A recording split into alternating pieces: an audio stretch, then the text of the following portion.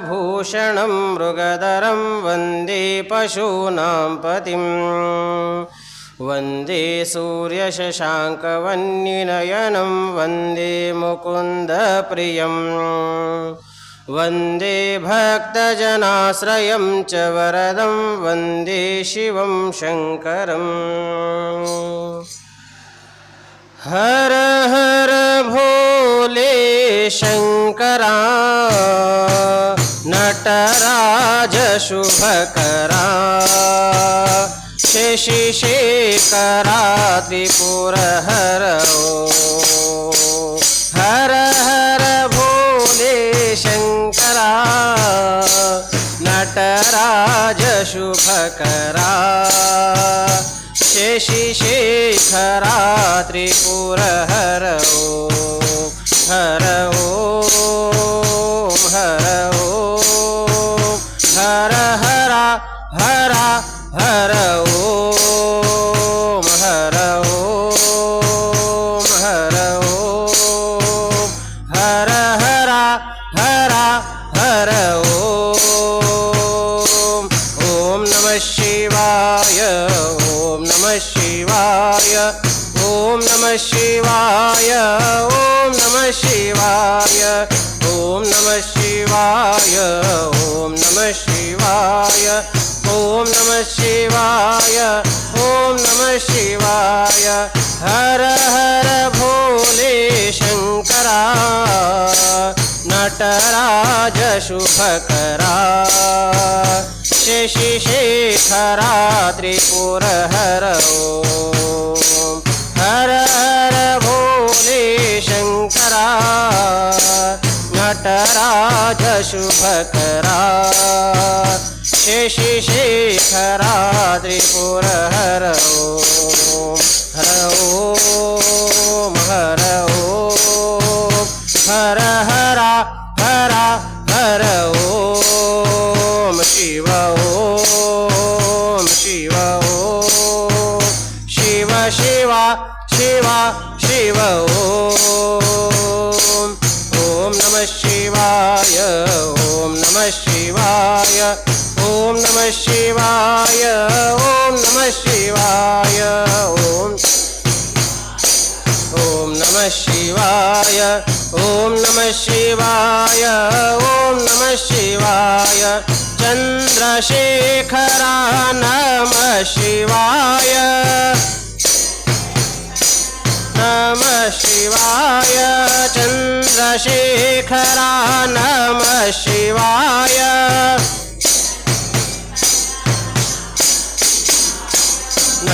नंदीवाहना नमः शिवाय नमः शिवाय चंद्रशेखरा नमः शिवाय नमः शिवाय। नंदीवाहना नमः शिवाय शिवाय नंदीवाहना नमः शिवाय वाहना नमः शिवाय।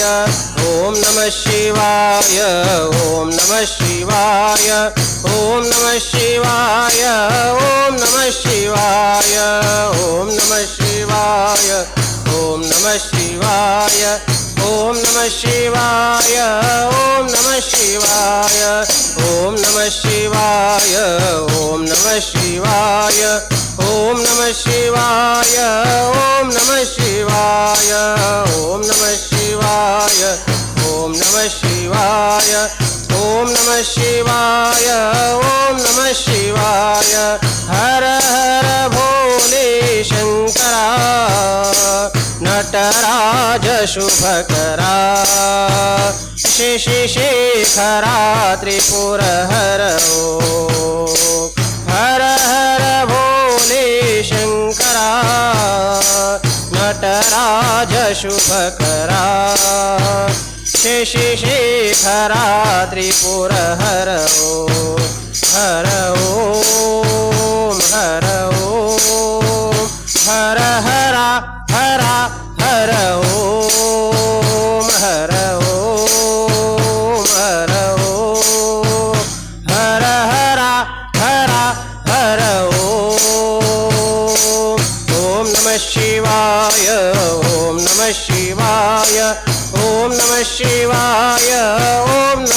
शिवाय ॐ नमः शिवाय ॐ नमः शिवाय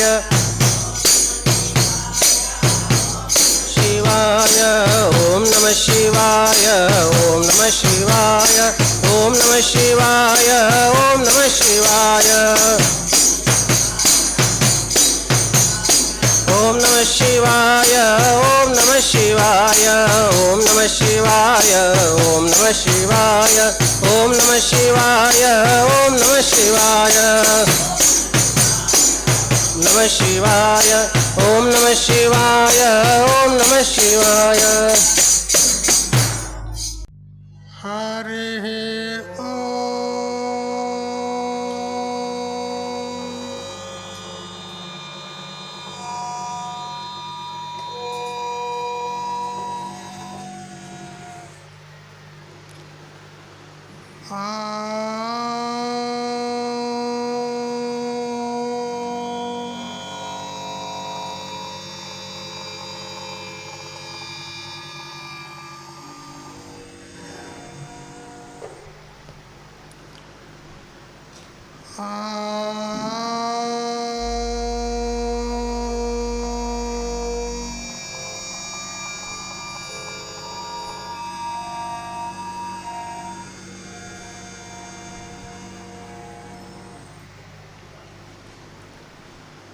वंशी विभूषितकरान्नवनीरदाभात् पीताम्बरादरुणबिम्बफलाधरोष्ठात् पूर्णेन्दुसुन्दरमुखादरविन्दनेत्रात् कृष्णात् परं किमपि तत्त्वमहं न जाने व्याख्यामुद्रिकया लसत्करतलं सद्योगपीठस्थितं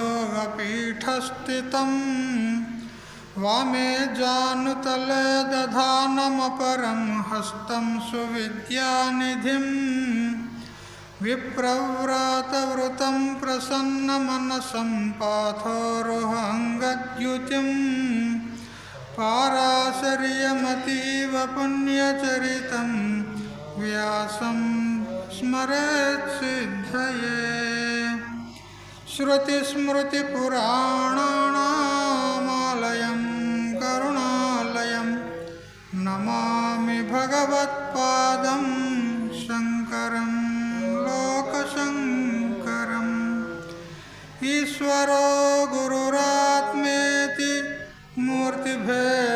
मूर्तिभेदविभागिने व्योमवद्व्याप्तदेहाय दक्षिणामूर्तये नमः युक्ताहारविहाराय विविक्तस्थलवासिने मलयाळयतीन्द्राय ब्रह्मनिष्ठाय ते नमः गीता भागवताद्वैत तत्त्वामृतस्वरूपिणे गण्डीक्षेत्रनिवासाय रामकृष्णाय ते नमः ॐ पूर्णमदः पूर्णमिदं पूर्णात् पूर्णमुदच्यते पूर्णस्य पूर्णमादाय पूर्णमेवावशिष्यते ॐ शान्ति शान्ति शान्तिः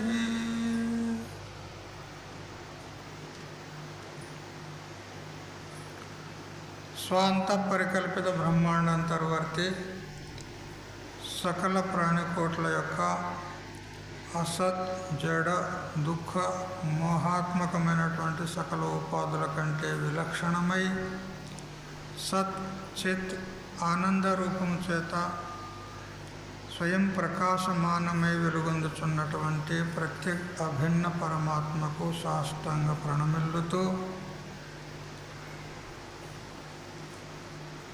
ఆత్మీయులారా, శ్రీమద్ భగవద్గీత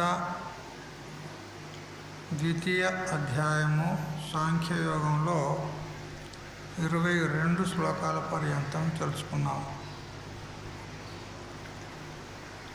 వాసాంసి జీర్ణాన్ని యథా విహాయ నవాన్ని గృహ్ణాతి నరోపరాణి తథా శరీరాన్ని విహాయ జీర్ణాన్ అన్యాని సంయాతి నవాని దేహి.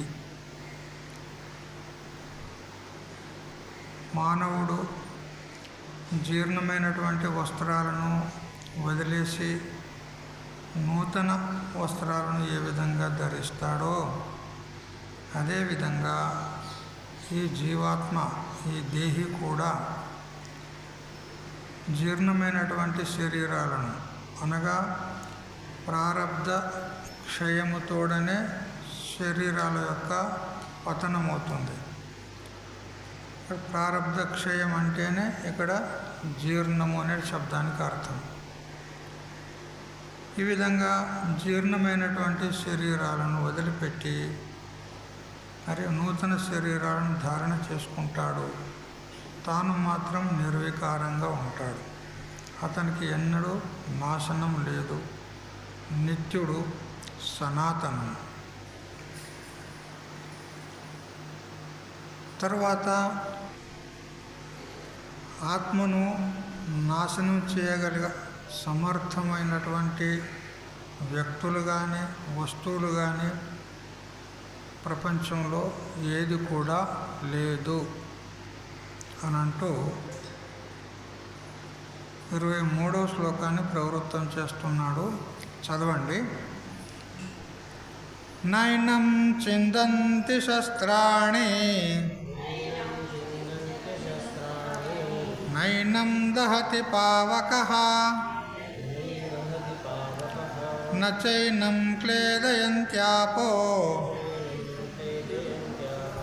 న శోషయతి మారుతః.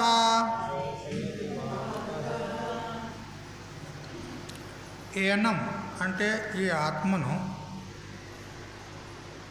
శస్త్రాణి అంటే ఆయుధములు. శస్త్రాణి అనే శబ్దం చేత పృథ్వీ సంబంధమైనటువంటి వస్తువులు అని తెలుసుకోవాలి. భూమికి సంబంధించినటువంటి ఏ వస్తువు కూడా ఆత్మను నశింపచేయచాలదు. నా చిందంతి అంటే ఛేదింపజాలదు. ఏవం అదే ప్రకారంగా ఈ ఆత్మను పావకః అంటే అగ్ని దహింపజాలదు. నా దహతి కాల్చజాలదు. ఆపహ చ ఆపహ అంటే నీరు, ఉదకం.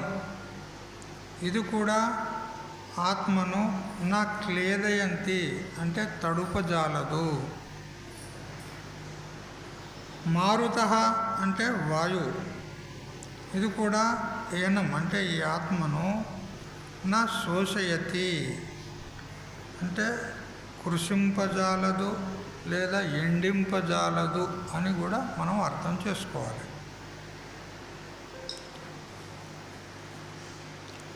ఈ ఆత్మను శస్త్రములు ఛేదింపజాలవు, అగ్నిహోత్రుడు కాల్పజాలడు, ఉదకం తడపజాలదు, వాయువు ఎండింపజాలదు.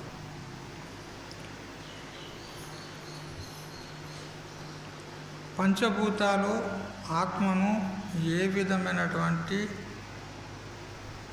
మార్పును చేయజాలవు, ఆత్మకు ఏ విధమైనటువంటి క్షతిని కలుగజేయజాలవు. ఎందుకనంటే ఆత్మ పంచభూతాలకు అతీతమై పంచభూతాల యొక్క ఉత్పత్తికి హేతు ఉన్నది. పంచభూతాలన్నీ ఎక్కడి నుంచి ఉత్పన్నమైనాయి? ఆత్మనః ఆకాశ సంభూతః, ఆకాశాత్ వాయుః, వాయోరగ్నిః, అగ్నేరాపః, అద్భ్యః పృథివీ అని ఈ విధంగా మనకు తైత్తిరీయ శృతి చెప్తూ ఉంది. ఈ ఆకాశాది పంచభూతాలకు ఉత్పత్తి స్థానమైనటువంటి ఆత్మను ఈ పంచభూతాలు నాశనము చేయచాలవు.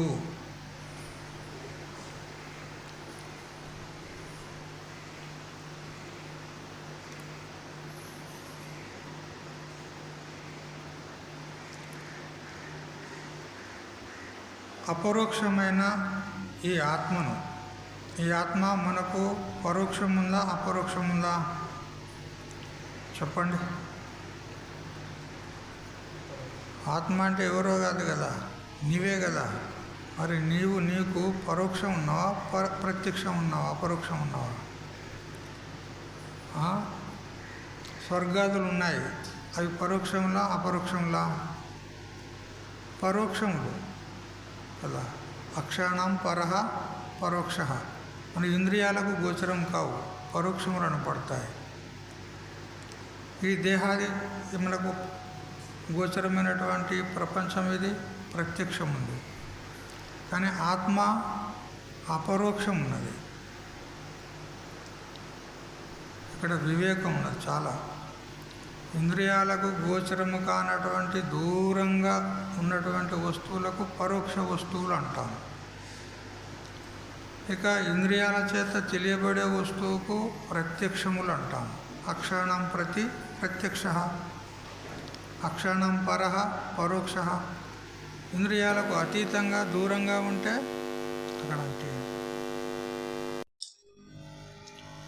ఇంద్రియాలకు దూరంగా కనపడకుండా ఉండేటువంటి వస్తువులను పరోక్షములు అంటాం.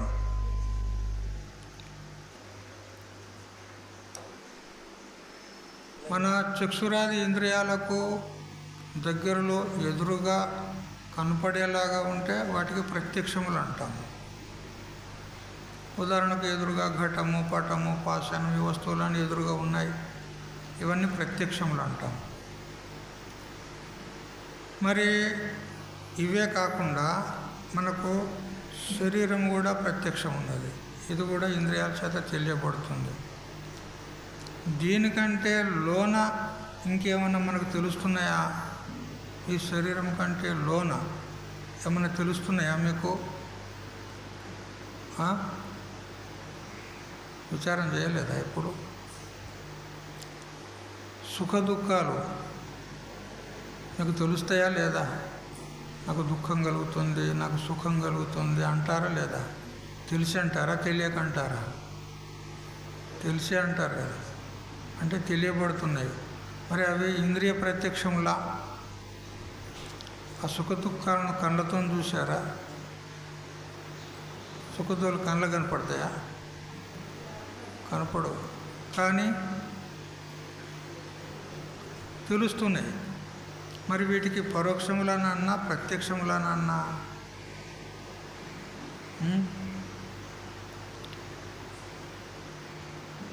పరోక్షమైతే కాదు, ఎందుకంటే తెలియకుండా దూరంగానైతే లేవు, మనలోనే కనపడుతున్నాయి. ప్రత్యక్షములే, కానీ ఇంద్రియ ప్రత్యక్షం కాదు. మరి ఏమిటి? సాక్షి ప్రత్యక్షము. సాక్షి చేత తెలియబడుతుంది. అక్కడ ఏ ప్రమాణాలు అవసరం లే, సాక్షే సాక్షాత్తుగా ప్రకాశిస్తుంది.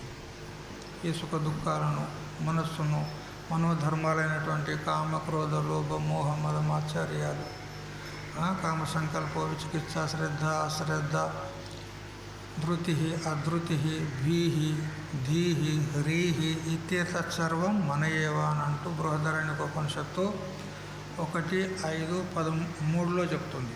1:5-3 బృహదారణ్యకోపనిషత్తు చెప్తుంది. ఇవన్నీ కూడా అంతఃకరణ ధర్మాలు, సాక్షి ప్రత్యక్షములు. అదేవిధంగా నేను అజ్ఞానిని అని కూడా అంటున్నాం మనం. ఈ అజ్ఞానము కూడా తెలుస్తుంది కదా మనకు, తెలిసే అంటున్నావు కదా నేను అజ్ఞానిని అని.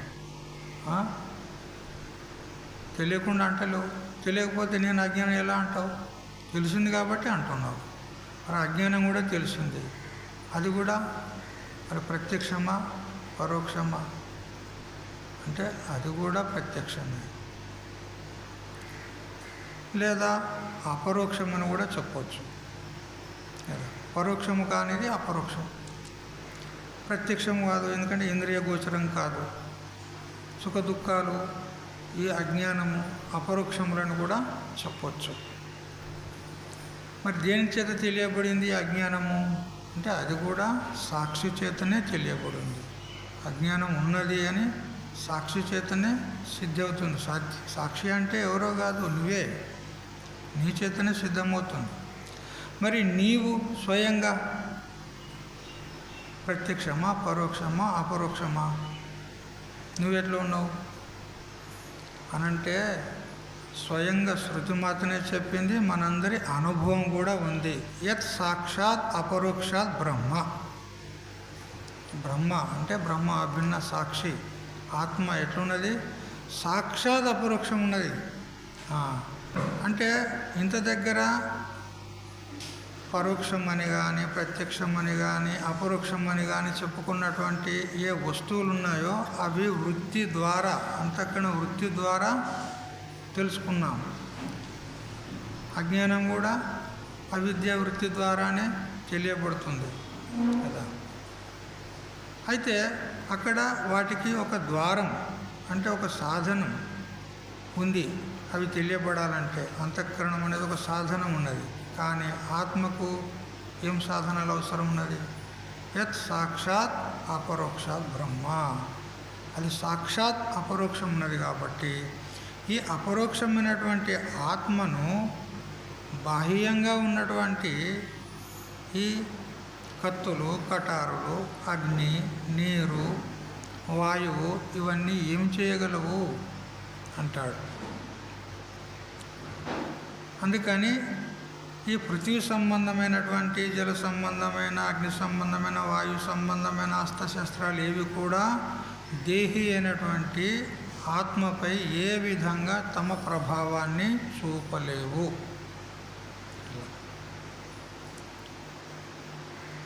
కత్తులతో ఛేదింపబడదు, అగ్నితో దహింపబడదు, జలంతో తడుపబడదు, వాయువుతో ఎండింపబడదు.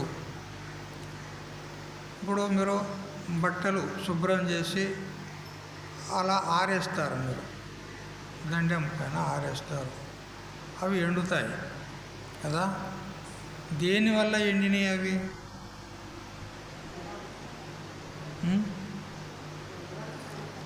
దేనివల్ల ఎండినాయి చెప్పండి? ఎండకు ఎండినాయి అంటారు కదా, అంతే అంటారా?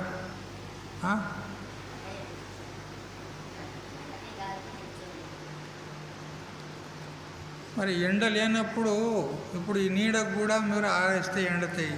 మరి ఎండ పడిందా వాటి మీద? పడలేదు కదా. మరి ఎండించింది ఎవరు? వాయువు.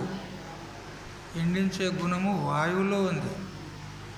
ఎండలో ఉష్ణత ఉంది, కానీ ఎండించేది చెప్పింది కదా స్వయంగా ఇక్కడ. వాయువు శోషింపజాలదు, ఎండింపజాలదు అని చెప్తున్నాడు కదా. ఈ విధంగా భూమి, నీరు, అగ్ని, వాయువు అనేటువంటి 4 విధాల భూతాలు ఆత్మకు ఎట్టి వికారాన్ని కలిగించజాలవు. ఈ చతుర్విధ భూతాల యొక్క ప్రభావము ఆత్మ పైన పడదు. ఇక్కడ ఏం చెల్లదు. ఇంతే కదండి, ఈ 4 భూతాల యొక్క ప్రభావము ఆకాశం పైన కూడా పడవు. ఈ కత్తులతోని ఆకాశాన్ని ఛేదించగలవా? ముక్కలు ముక్కలు చేయగలవా ఆకాశాన్ని? లేదే. ఇప్పుడు ఆకాశంలో సూర్యుడు దేదీప్యమానంగా ప్రకాశిస్తూ ప్రకాశాన్ని ఇస్తున్నాడు, మరియు వేడిమిని కూడా, ఉష్ణతను కూడా ఇస్తున్నాడు. ఆ ఉష్ణత వల్ల ఆకాశము ఏమి కాలిపోతుందా? ఆకాశం మరి ఆకాశం మీద ప్రభావం పడ్డదా? అగ్నిభూతం యొక్క ప్రభావం పడలే. ఇప్పుడు ఆకాశంలో అనేక మేఘాలు తిరుగుతూ ఉన్నాయి, వర్షాన్ని కురిపిస్తూ ఉన్నాయి, ఆకాశాన్ని తడుపుతున్నాయా? ఆ మేఘము ద్వారా వచ్చినటువంటి వర్షం నీరు కానీ ఆకాశాన్ని తడుపుతుందా? లేదు కదా. చూడు, ఒక ఆకాశాన్ని ఇవి ఏమి చేయజాలవంటే దానికంటే కూడా పరమైనటువంటిది, దానికంటే సూక్ష్మమైనటువంటిది, అన్నిటికీ ఆధారము అధిష్టానమైనటువంటిది ఆ ఆత్మను ఇవి ఏం చేస్తాయి చెప్పండి? ఏమీ చేయజాలవు. ఇంతే కదండి. మనకు ఎన్ని శరీరాలని చెప్పండి? ఎన్ని స్పష్టంగా చెప్పండి. మొత్తం బంద్ అయిపోయింది, చెప్పేదే బంద్ అయిపోయింది. కాపీ చేసారు కదా. 3 శరీరాలు ఉన్నాయండి మనకు. అవి ఎక్కడ ఉన్నాయప్ప? ఇది ఒకటే కనపడుతుంది మనకు కదా. 3 శరీరాలు ఎక్కడున్నాయి అని అంటే, ఇదైతే స్థూల శరీరం, పంచభూతాలు పంచీకరణమైన తర్వాత ఏర్పడినటువంటిది ఈ స్థూల శరీరం. ఈ పంచభూతాలు పంచీకరణము కాకపూర్వము సూక్ష్మభూతాలు, అపంచీకృత భూతాలు, తన్మాత్రలని ఉంటాయి. వాటి చేత 17 తత్వాలు ఏర్పడతాయి. పంచ జ్ఞానేంద్రియాలు, పంచ కర్మేంద్రియాలు, పంచ ప్రాణాలు, మనస్సు, బుద్ధి లేదా చిత్తము, అహంకారాన్ని కలుపుకుంటే 19 తత్వాలు ఉంటాయి. ఆ 19 తత్వాల యొక్క సమూహమే సూక్ష్మ శరీరము. బుద్ధి కర్మేంద్రియ ప్రాణ పంచకైర్మన సాధియ శరీరం సప్తదశభి సూక్ష్మం తల్లింగముచ్యతే అనంటూ విద్యారణ్య గురుదేవులు వేదాంత పంచదశలో మొదటి ప్రకరణంలో చెప్తాడు. బుద్ధి కర్మేంద్రియ ప్రాణ, బుద్ధీంద్రియాలు 5 అంటే జ్ఞానేంద్రియాలు 5, కర్మేంద్రియాలు 5, మరియు ప్రాణపంచకం 5 ప్రాణాలు. ప్రాణ అపాన ఉదాన వ్యాన సమాన అని 5 వాయువులు, పంచప్రాణాలు. మరి మనస్సు, బుద్ధి, ఈ 17 తత్వాల సమూహమే సూక్ష్మ శరీరము అనబడుతుంది. చూడండి, ఇప్పుడు మనం చెప్పుకున్నటువంటి ఈ 17 తత్వాల్లో ఏ ఒక్కదాన్నైనా మీరు చూడగలరా? మనస్సును మీరు చూడగలరా నేత్రాలతో? ఉందా లేదా? మనస్సు ఉంది కదా, కానీ నేత్రానికి తెలియబడదు. ఎందుకు? సూక్ష్మం ఉన్నది. బుద్ధి అంతే, ప్రాణాలు అంతే, ఇంద్రియాలు కూడా అంతే. ఇంద్రియాలంటే స్వామీజీ ఉన్నాయి కదా, నేత్రగోళకము, ఈ చెవి, ఈ ముక్కు అంటే ఇంద్రియాలంటే ఇవి కావు. వీటిల్లో సూక్ష్మంగా ఇంద్రియం ఉంటుంది. ఆ ఇంద్రియాలు ఉండడానికి ఇవి స్థానాలు, గోళకాలు. ఇవన్నీ ఇంద్రియం సూక్ష్మం ఉంటుంది, ఇంద్రియం అతీంద్రియం ఉంటుంది. అందుకని అవి కూడా సూక్ష్మములే. అందుకని మొత్తం సూక్ష్మ శరీరం అంతా ఇది దేని చేత నాశనం అయ్యేది కాదు.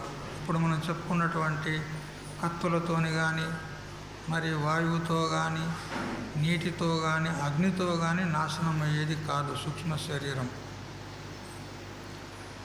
చూసారా? ఈ సూక్ష్మ శరీరాన్ని, ఆకాశాన్ని కూడా నాశనం చేయలేనటువంటి ఈ కత్తులు, కటార్లు ఆత్మను ఎలా నాశనం చేస్తాయి?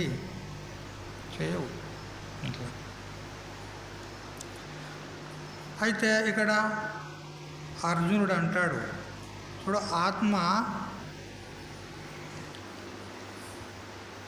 పృథ్వీ సంబంధమైనటువంటి శస్త్రాల చేత ఛేదింపబడదు, మరియు జలము చేత తడుపజాలదు, అగ్ని చేత అది దహింపబడదు, మరియు వాయువు చేత ఎండింపబడదు అని మీరు చెప్తున్నారు కదా. మరి ఆకాశము, సూక్ష్మ శరీరం కూడా అట్లే ఉన్నాయి కదా. మరి మీరు చెప్పేటువంటి దోషము అతివ్యాప్తి దోషం పడుతుంది కదా అంటాడు. అంటే నువ్వు చెప్తున్నది ఎవరి గురించి? ఆత్మను గురించి. కానీ నువ్వు చెప్పే లక్షణాలు ఆకాశంలో, సూక్ష్మ శరీరంలో పోతున్నాయి. మరి నువ్వు చెప్పేది ఒకటైతే నువ్వు చెప్పే లక్షణాలు అన్యత్ర పోతున్నాయి కదా. అందుకని అతివ్యాప్తి దోషం వస్తుంది కదా అంటాడు. అతివ్యాప్తి దోషం అంటే స్థూలంగా చెప్తా.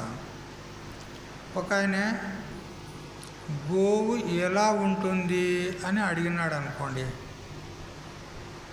ఆవు ఏ విధంగా ఉంటుంది అని అంటే ఆయన అన్నాడు, ఎదుటివాడు, కొమ్ములు దేనికి ఉంటాయో అది ఆవు అన్నాడు. కొమ్ములు దేనికి ఉంటుందో అది ఆవు అన్నాడు. మీరు ఒప్పుకుంటారా? ఒప్పుకోరా? ఎందుకు ఒప్పుకోరు? గేదెకు కూడా ఉంటాయి కదా కొమ్ములు, గొర్రెకు కూడా ఉంటాయి కదా, మేకకు ఉంటాయి, జింకకు కూడా ఉంటాయి. మరి కొమ్ములు దేనికి ఉంటాయో ఆవు అంటే మరి గేదెకు కూడా ఆవానాలే. అంతే కదా, కొమ్ములు దేనికి ఉంటే అది ఆవు అంటే గేదెకు కూడా ఆవానాలే, జింకకు కూడా ఆవానాలే, గొర్రెకు కూడా ఆవానాలే. మరి ఇప్పుడు ఈ కొమ్ములు గలది ఆవు అనే లక్షణం చేస్తే ఇది సరి అయిందేనా చెప్పు? దీనికే అతివ్యాప్తి అంటారన్నమాట. అంటే మన లక్ష్యం ఏది చెప్పేది? గోవు. ఆ లక్ష్యమైనటువంటి గోవునందు ఉంది ఈ కొమ్ములు అనేది ఉన్నాయి. కానీ లక్ష్యము కాని గేదె, మరి జింక, గొర్రె మొదలైన వాటిలో కూడా ఈ లక్షణం పోతుంది. అంటే దీనికి అతివ్యాప్తి.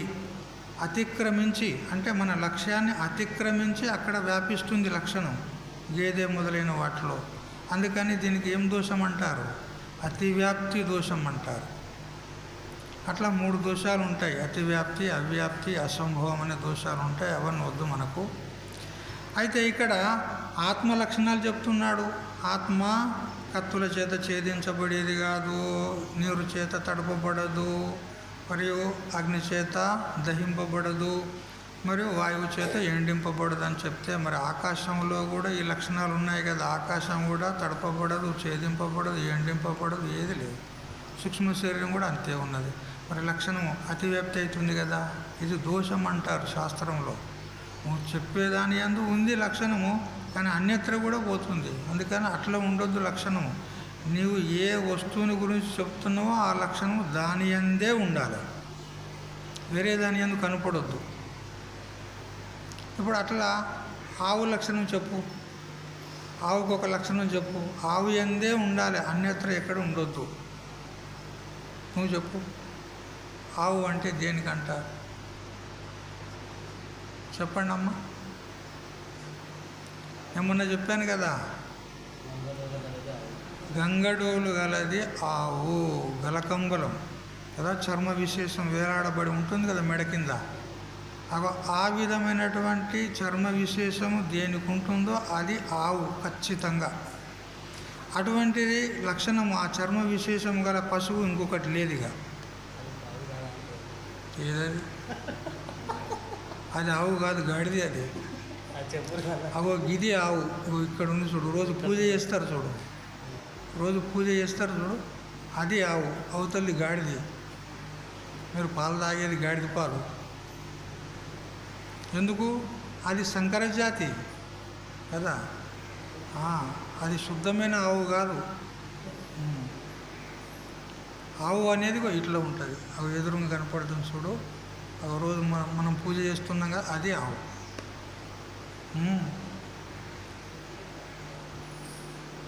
కాబట్టి లక్షణము అతివ్యాప్తి అవుతుంది కదా స్వామీజీ అని అంటే, తర్వాత దానికి మళ్ళీ చెప్తాడు భగవంతుడు. శ్లోకం చదవండి. అచ్చేద్యోయమదాహ్యోయం అక్లేద్యో శోష్యేవ చ నిత్యః సర్వగతస్థాణుః అచలోయం సనాతనః. అయం అంటే ఇది, ఇది అంటే ఏది? ఈ ఆత్మ. ఆత్మ ఆత్మ అంటే అది ఎక్కడో ఉంటుంది అనుకోకూరి, మన స్వరూపం. మన స్వరూపం గురించే విచారణ నడుస్తుంది ఇదంతా. అయితే ఆత్మ కాలది అని అంటావు, కట్టెల్లో పెట్టి కాల పెడతాను కదా స్వామీజీ అంటే అది ఆత్మనా? కట్టెల్లో పెట్టి కాల పెట్టేది ఆత్మనా? అది దేహము. దేహము దహించబడుతుంది, చచ్చిపోయింది అంటారు కదా.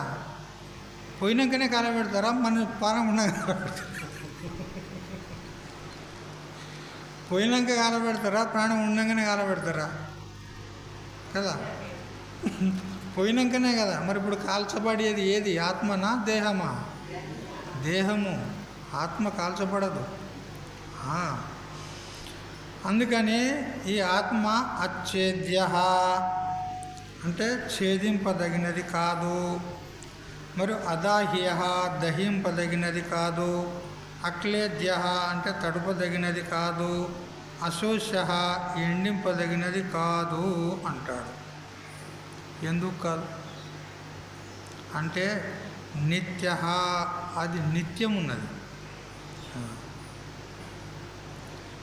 ఏది నిత్యం ఉంటుందో అది చావు పుట్టుకలు లేకుండా ఉంటుంది, నిర్వికారంగా ఉంటుంది, దానిలో ఏ వికారము ఉండదు,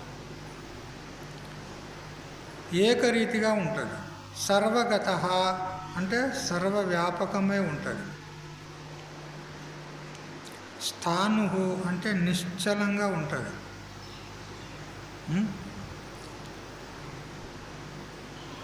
ఒక చోట ఉంటుంది. ఏ విధంగా ఒక వృక్షం ఉందనుకో, అది ఒక చోటనే ఉంటుంది, అది కదులుతుందా అక్కడిక్కడ? అది కదిలిందనుకో మనం ఏమనుకుంటాం, వృక్షం కదిలిందనుకో భయమవుతుంది కదా. అరే సృష్టికి విరోధంగా వృక్షం కదులుతుంది అని మనకు భయం అనిపిస్తుంది. కానీ స్థాను అంటే ఒక చోట ఉంది కదలకుండా, కానీ అది చలిస్తుంది. చూడు, వృక్షం చలిస్తుందా లేదా? వాయువుకు అక్కడ ఇక్కడ కదులుతాయా లేదా? శాఖలు ఆకులు కదులుతాయి. అందుకని ఆత్మ అట్లా కాదు, అచలం అని చెప్పినారు. ఏ విధంగా అంటే పర్వతంలాగా ఒక దగ్గర ఉంటుంది, మరి చలించదు, కదలదు, అట్లా ఉన్నది ఆత్మ. మరియు సనాతన అంటే అనాది అయినటువంటిది కదా. ఆత్మ అనాది అయినటువంటిది. మనం అనుకుంటాం మొన్న పుట్టినాం రేపు చస్తాం అనుకుంటాం, అట్లా కాదు. ఆత్మ అనాది ఉన్నది, అంటే దీనికి పుట్టుకనే లేదు. అట్లా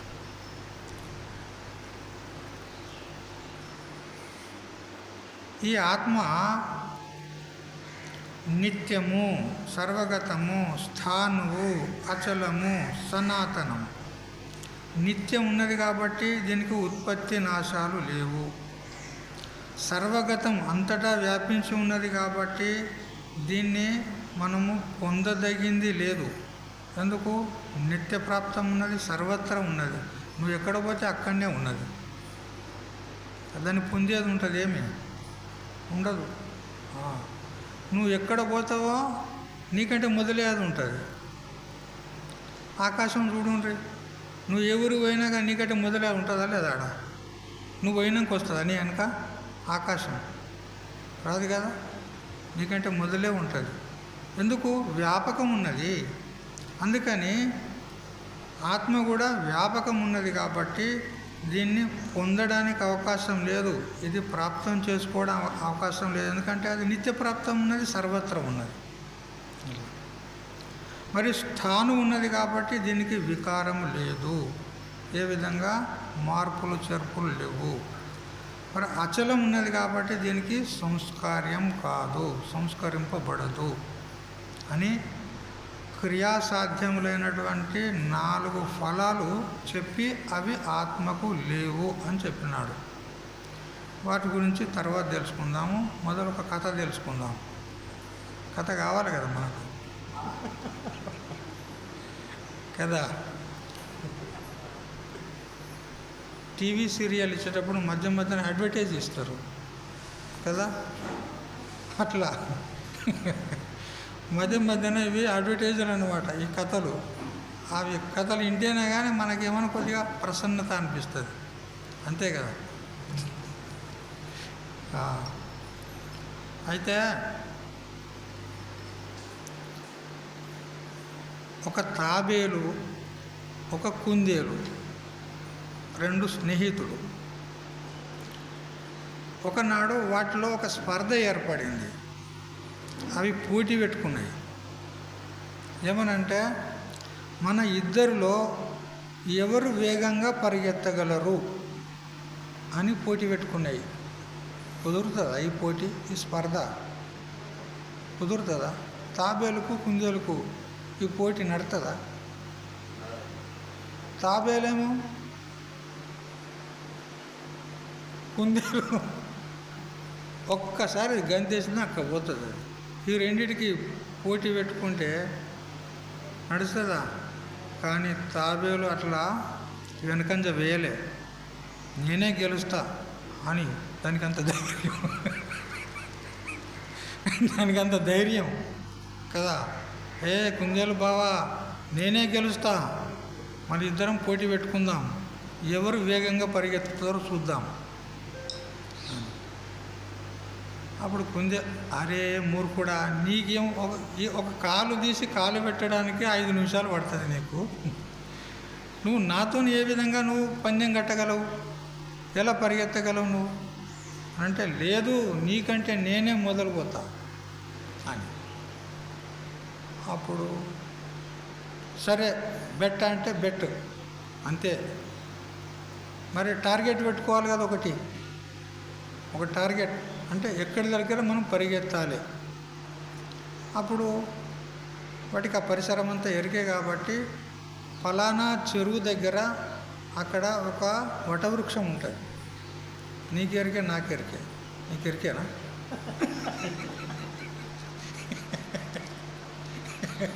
అవి అనుకుంటున్నాయి, నీకు నాకు కాదు, అవి అనుకుంటున్నాయి అనమాట. ఫలానా చెరువు దగ్గర అక్కడ వటవృక్షం ఉంది, ఆ వటవృక్షాన్ని ముట్టించుకొని మళ్ళీ తిరిగి రావాలి అని టార్గెట్ పెట్టుకున్నాయి. అది దాదాపు ఒక 3 కిలోమీటర్ల దూరం ఉన్నది ఇవి ఉండే స్థలానికి. అయితే అవి పందెం కట్టుకున్నాయి. మరి ఎప్పుడు మన స్పర్ధ పోటీ ఎప్పుడు పెట్టుకుందాం? రేపు ఉదయం పూట. అయితే ఈరోజు పందెం కట్టుకున్నాయి. ఇక దాని స్థానానికి అది వెళ్ళింది, దీని స్థానానికి ఇది వెళ్ళింది. ఇక ఆ కుందేలుకు ఏమైనా చింత ఉంటుందా?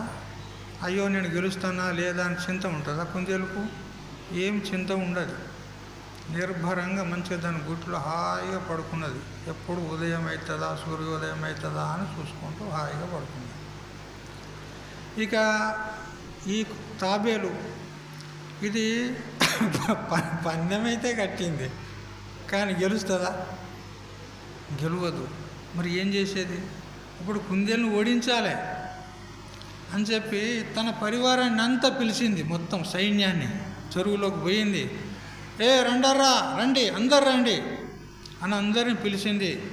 చూడు, నేను కుందేలుతో పందెం కట్టిన, నేనే కుందేలు కంటే మొదలు నేను పరిగెత్తి నేను పోటీలో గెలుస్తాను అని పందెం కట్టిన. మరి మీరందరూ, మనందరం ఒకే జాతి కదా, తాబేళ్ళు కదా, మరి మనందరం ఒకరికొకరు సహకరించుకోవాలా లేదా? అప్పుడు అన్నాడు,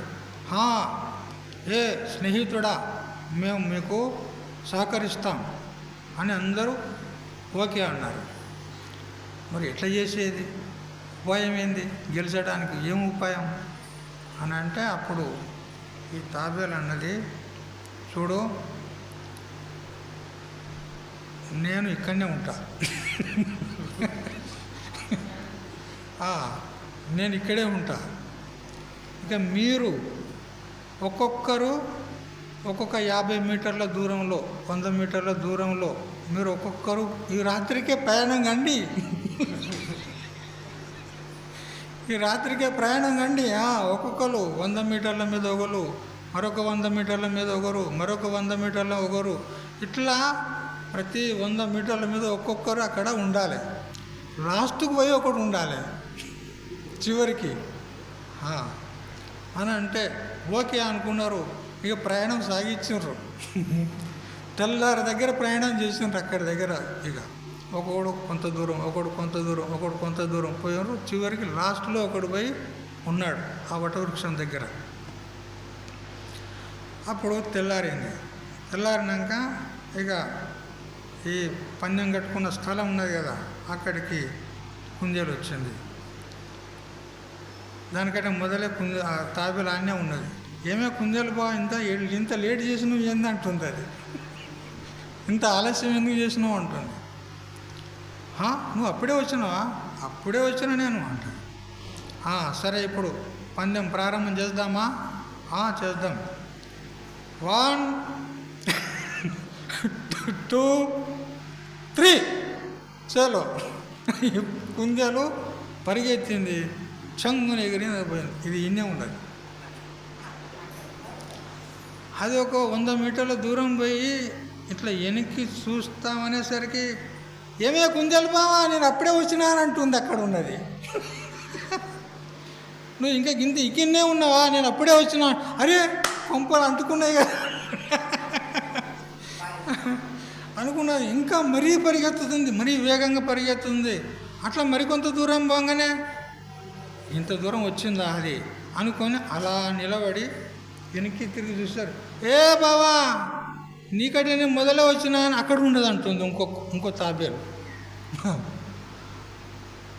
ఇట్లా ఇక మరీ వేగంగా అబ్బా ఇది నన్ను గెలుస్తుందా, నేనే గెలవాలని ఇక మరీ ఇక దమ్ము ఇక వచ్చేటట్టు ఇక మరీ పరిగెత్తి పరిగెత్తి పరిగెత్తి పరిగెత్తి పోయి వటవృక్షం కాడికి ఇది పోకముందుకే అది ఇట్లా నిలబడ్డది.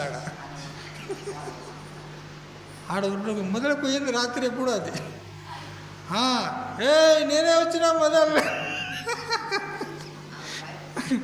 నేనే గెలిచినా అంటుంది. అమ్మయ్యో ఎంత మోసమైపోయా అనుకున్నది ఈ కుందేలు. అప్పుడు ఏమా చెప్పు, నువ్వు గెలిచినావా నేను గెలిచినా? నువ్వే గెలిచినావు తీ అని అనుకుంటుంది. అంటే ఇది పోకముందుకే అది మొదలున్నది తాబేలు. ఇది ఎందుకు చెప్పినా నేను? దృష్టం అయిపోయింది, ఇంతే దృష్టాంతం కథ. నువ్వు ఏ లోకం పోయినా ఎక్కడ పోయినా కానీ నీకంటే మొదలే ఆత్మ ఉంది అక్కడ. ఎందుకు? ఆత్మ సర్వవ్యాపకం ఉంది, ఎక్కడ లేదు కదా. అందుకని సర్వత్రా వ్యాపించి ఆత్మ మొదలుంది. ఇక మనము ఏదైనా పని చేసినట్లయితే ఆ పనికి 4 ఫలాలు ఉంటాయి. ఒక్క పనికి కాదు, భిన్న భిన్నంగా ఏదన్నా ఒక పని చేసినప్పుడు 4 విధాల ఫలాలు ఉంటాయి. ఒకటి ఉత్పత్తి. ఒక కులాలు ఉన్నాడు అనుకోండి, కుమ్మరివాడు ఉన్నాడు, అతడు మట్టి తీసుకున్నాడు, చక్రం మీద పెట్టినాడు, దండ తీసుకున్నాడు. దండ అంటే పూలదండ కాదు, కర్ర కదా.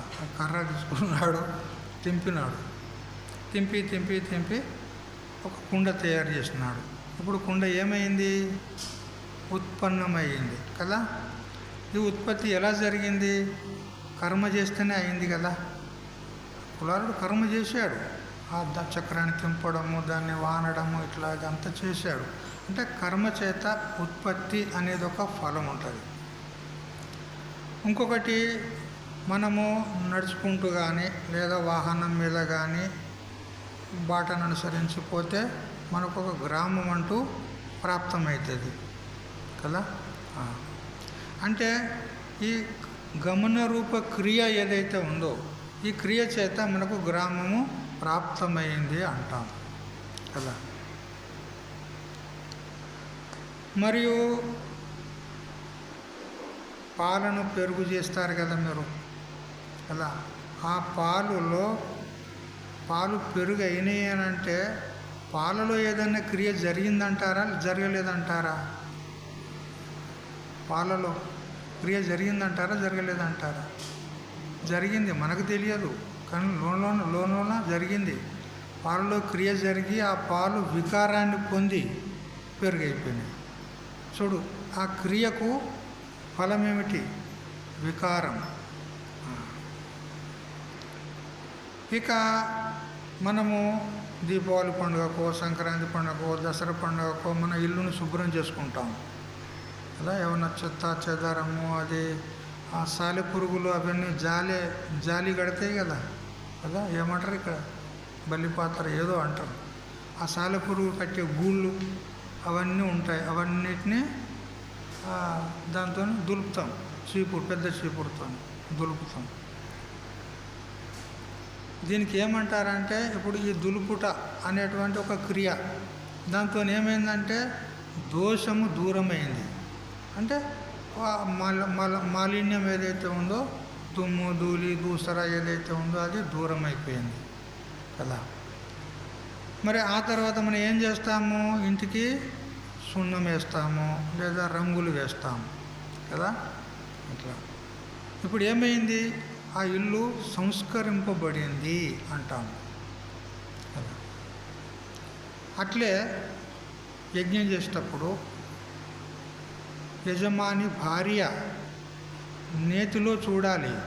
ఆ నెయ్యి వేస్తాం కదా ఆహుతిలో, ఆహుతి రూపంగా నెయ్యి ఆజ్యం పోస్తాం కదా ఆ యజ్ఞంలో. ఆ యజమాని భార్య నేతిలో చూడాలి. చూసిన తర్వాతనే ఆ నెయ్యిని ఉపయోగం చేయాలి. అంటే దీనికి ఆజ్య అవేక్షణం అంటారు. ఆ నెయ్యిని ఇట్లా చూస్తే ఆ చూపుతో ఆ నెయ్యి సంస్కరింపబడింది అని అర్థం. అట్లా లేదా కొన్ని వస్తువులు ఉంటాయి అక్కడ, దరివి అంటే తెడ్డు ఉంటుంది, ఇంకా అనేక వస్తువులు ఉంటాయి. వాటిని జలంతో ప్రోక్షణ చేస్తాం. మరి ఆ ద్రవ్యాలను కూడా జలంతో ప్రోక్షణ చేస్తాం. ప్రోక్షణ చేసిన తర్వాతనే ఆ యజ్ఞకుండంలో వేయాలి. అంటే సంస్కరించాలి మొదలు. ఇది సంస్కారం అంటారు. ఈ ప్రోక్షణం అనేటువంటి క్రియ, ఆ దులుపుట, ఇల్లు దులుపుట, రంగు వేయుట అనేటువంటి క్రియ ద్వారా ఏం జరుగుతుంది? సంస్కారము అనేటువంటిది జరుగుతుంది ఇక్కడ. ఈ విధంగా క్రియకు 4 రకాల ఫలాలు ఉంటాయి. అయితే ఈ విధంగా ఆత్మను ఉత్పన్నం చేయవచ్చా అంటే ఆత్మను ఉత్పన్నం చేయడానికి రాదు. ఎందుకు? అది నిత్యం ఉన్నది. నిత్యం ఉన్నది ఎట్లా ఉత్పన్నమవుతుంది? మరియు దాన్ని పొందవచ్చా? ఏ విధంగా గమన రూప క్రియ చేత గ్రామాన్ని పొందినట్టుగా ఆత్మను పొందవచ్చా అంటే పొందడానికి వీల్లేదు. ఎందుకు? ఇది సర్వత్ర వ్యాపకమై ఉంది, సర్వగతమై ఉంది. మరియు ఇది వికారాన్ని పొందుతుందా? ఆత్మను వికృతం చేయవచ్చా అని అంటే చేయడానికి రాదు. ఎందుకు? అది స్థానం ఉన్నది, నిర్వికారం ఉన్నది, కూటస్థం ఉన్నది. మరి సంస్కరింపవచ్చా అంటే చేయరాదు, అది అచలం ఉన్నది. ఈ విధంగా ఉత్పాద్యమాప్యం సంస్కార్యం వికార్యం పరిగణ్యతే చతుర్విధం కర్మసాధ్యం ఫలం నాణ్యదిత పరం అని అంటూ సర్వ వేదాంత సిద్ధాంత సార సంగ్రహంలో శ్రీ జగద్గురు శంకరాచార్యుల వారు 154వ శ్లోకంలో చెప్తాడు. ఇదే శ్లోకం బృహదారణ్యక సంబంధ భాషావార్తికంలో 236వ శ్లోకంలో ఉంది.